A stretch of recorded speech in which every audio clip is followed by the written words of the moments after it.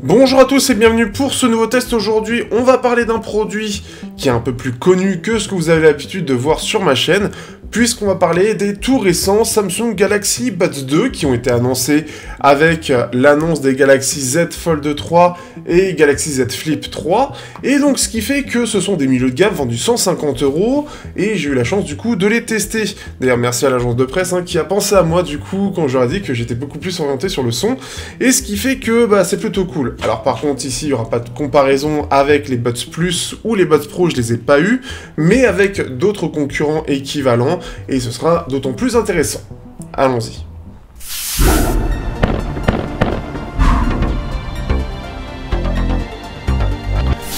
Au niveau du design, ces Galaxy Buds 2 ont quelque chose d'assez intéressant. Déjà, donc on est sur une petite boîte carrée plutôt compacte, qui est assez jolie je trouve, et j'aime bien parce qu'on a un petit liseré creux qui montre très bien l'ouverture. Ça fait un peu partie du design, ça fait pas genre on essaie de cacher le fait que ça peut s'ouvrir avec juste une petite fente. Ici c'est clairement assumé et ça se démarque un peu du reste de la concurrence. On a de la charge sans fil et de l'USB-C, donc pour ceux qui aiment ça, vous serez contents. C'est assez classique aujourd'hui dans les marques un peu grand public qui veulent offrir un maximum de fonctionnalités. Au niveau des écouteurs, une chose assez intéressante à noter, c'est l'ouverture. L'ouverture sur cette boîte est plutôt soignée et il faut savoir que donc Samsung a racheté AKG et donc mettre ça en avant sur leurs intras True Wireless. Il y aura aussi du Bluetooth, les casques, j'en avais testé un, mais ici sur le True Wireless, donc il y a un peu l'expérience AKG, et donc ce qui fait qu'on a les écouteurs avec une petite remontée et Sound by AKG, et ce qui fait que c'est assez sympathique je trouve, et le résultat est sympa. On a même une petite bande en caoutchouc sur le haut du capot, quand vous le refermez ça fait pas trop de bruit, pareil on a un peu cette expérience utilisateur qui est mise en avant. Les écouteurs eux-mêmes sont extrêmement sobres.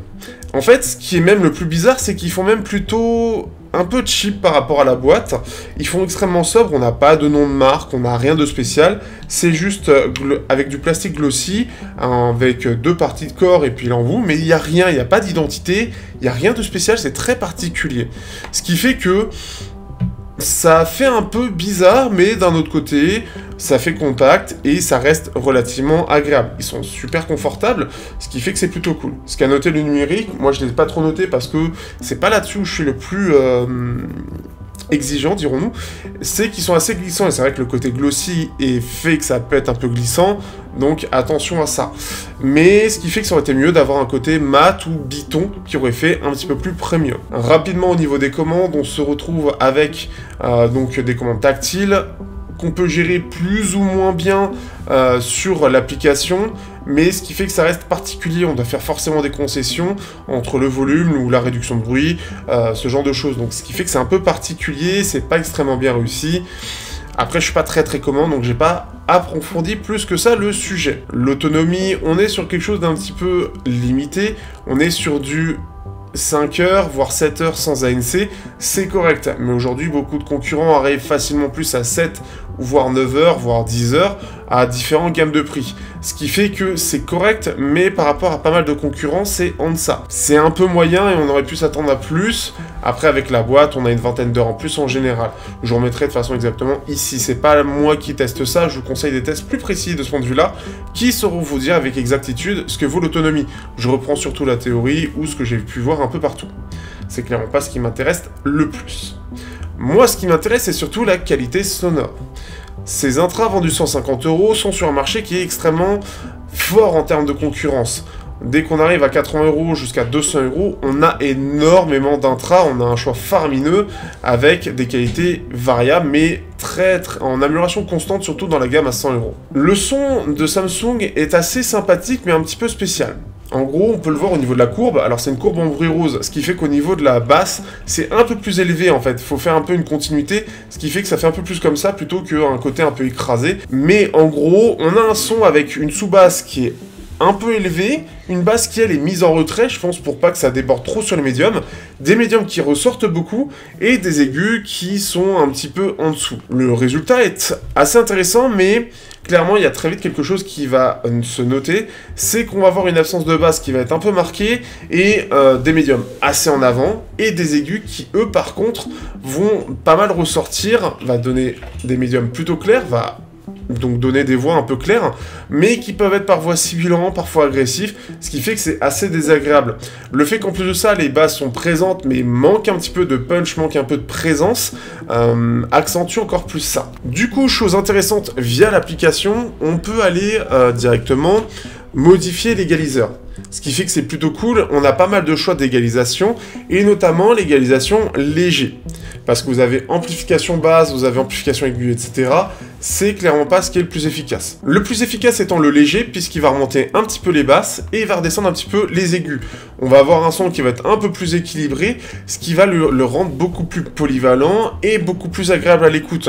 Puisque à la fois on va avoir des basses qui vont être plus présentes, plus énergiques, avec cette basse profonde qui va pas mal ressortir, donc assez vibrante et plutôt fun, qui va être à peu près au même niveau que les voix, ce qui est vachement cool du coup, et des aigus qui sont un peu plus en retrait, un peu plus doux, qui ont quand même une bonne extension, donc ça va aller assez loin, mais qui, pour le coup, on perd pas trop en détail, on perd pas trop en scène, en largeur de scène, et on a quelque chose d'un peu plus naturel, d'un peu moins criard. Ce qui fait que dans l'ensemble, en fait, on en gagne un petit peu de tout, et c'est là-dessus où, clairement, ça va être très utile pour la suite, et ça les met clairement en avant. Si on compare un petit peu à ce qui se fait ailleurs, on a les OnePlus Buds Pro que j'ai en cours et que j'aurai en test, enfin vous verrez le test la semaine prochaine. Les Buds Pro, eux, ont une signature en V plus marquée. Dans le sens où on a un peu plus de basses, mais aussi on a aussi plus d'aigus avec deux pics très présents, et du coup qui les rend vraiment plus criards et plus agressifs. Pour le coup, grâce justement à cet égaliseur, on a cette gestion qui permet d'avoir un son plus équilibré et plus agréable, moins fatigant, et qui permet d'être mieux sur plus de styles. Ça reste pas assez détaillé par exemple pour de la gestion du métal de façon propre, mais ça reste largement détaillé pour de l'électro, du rap, etc. avec ses voix en avant. D'ailleurs on a un son qui est un petit peu similaire au OnePlus, parce qu'on a cette mise en avant des voix, voire même du Sony qui est beaucoup plus technique et que vous verrez un peu plus tard aussi, les derniers Sony sortis à 280 €. Mais ce qui fait que clairement on a une bonne maîtrise globale de ces intras avec une bonne signature. Par contre, un son qui est un peu mieux géré, c'est surtout les One More Confo Buds Pro. Je ne m'attendais pas forcément, et je vous conseille de regarder le test, à des intras aussi bien réglés, mais les Confo Buds Pro sont super bien réglés, ils sont assez neutres, avec une basse un petit peu en avant. On a des voix qui sont plutôt chaudes, plutôt que là où c'est un peu plus froid du côté des Samsung. En léger, on a quelque chose d'un peu plus neutre. Et ce qui fait que les Confo Buds sont moins agressifs, sont plus équilibrés, plus polyvalents, restent suffisamment détaillés avec une bonne gestion des instruments, enfin séparation des instruments, et une largeur de scène tout à fait correcte. En plus de ça, on a par contre, alors, en plus de ça, le petit inconvénient du côté des One More, donc sont un peu moins chers, et ce qui fait que le driver, qui gère globalement plutôt bien le son, a une moins bonne extension dans les aigus, donc ce qui fait que les aigus vraiment extrêmes dans les très hautes fréquences, au-delà de 10 kHz, auront tendance à être un petit peu plus discrets. Donc ce qui fait que c'est un peu plus doux, mais ce qui fait que ça fait un peu moins technique aussi. Parlons rapidement de la réduction de bruit active. La réduction de bruit active est tout à fait correcte sur ces intras, même plutôt bonne. Elle se conforte plutôt bien face aux One More aussi, qui sont pour moi une excellente référence, et ce qui fait qu'on a un son vraiment de qualité, et on est bien isolé du bruit. Dans les transports et au boulot, ça rend vraiment très bien. En comparaison rapidement avec les OnePlus Buds Pro aussi, les Buds Pro ont une gestion, et j'en parlerai dans le test spécifiquement, un peu étrange de l'ANC, ce qui fait que j'ai pas été très convaincu. Mais clairement, si vous cherchez un bon équilibre entre le son et l'ANC, l'égalisation en plus, eh bien les Samsung feront parfaitement l'affaire. Vous avez aussi l'application, j'en ai pas trop parlé, mais je vous le mets ici, comme ça tout sera dit dans ce test. L'application est plutôt complète, on a une gestion entre la détection, donc transparent, etc., la gestion justement de tout ce qui est des commandes. C'est inclus en plus de ça dans les Samsung, c'est via l'application Galaxy Wearable. Si vous avez autre chose, eh bien vous l'avez sur le Play Store Galaxy Wearable pour gérer les intras. Clairement, ça va vous permettre surtout de les mettre à jour et gérer l'égaliseur, qui est clairement un indispensable pour moi, pour les rendre vraiment intéressants et pour les rendre agréables, surtout pour ceux qui sont sensibles aux aigus. Dernière petite comparaison très rapide avec les Shanling, donc MW200. Ce sont des intras qui sont très sympas. Du côté des Shanling, on a quelque chose de beaucoup plus technique, enfin pas technique, on a un ensemble beaucoup plus premium, on a un son qui est à peu près équivalent, mais pas d'ANC du côté des Shanling. Ce qui fait que on a un son qui est, sur les Shanling, un peu plus en V, donc des basses plus en avant, des aigus plus en avant, mais qui reste mieux maîtrisé dans l'ensemble. On a un son assez fun, Par contre, on a toujours ce problème de monodriver qui va être un peu limité, ce qui fait que pareil, dans les aigus, c'est pas hyper détaillé, ça ressemble un peu au Galaxy, mais comme on a quelque chose d'un peu plus doux, grâce encore une fois à l'égaliseur, je trouve les Galaxy plus agréables. Tout dépend de ce que vous cherchez. Mais je trouve qu'il y a eu un bon travail de la part de Samsung et d'AKG dessus, mais de base, c'est un peu trop clair je trouve, et ça manque un petit peu trop de basse. C'est clairement pour donner un aspect technique à l'ensemble du son. Donc, que peut-on penser de ces Galaxy Buds 2? Eh bien, ce sont des intras qui sont vraiment très sympathiques. Ils sont complets, ils ont de l'application, alors je crois que par contre c'est pas sur iPhone, ils ont l'application pour gérer un petit peu tout, ils sont sobres et la boîte est plutôt jolie, tout en étant compacte.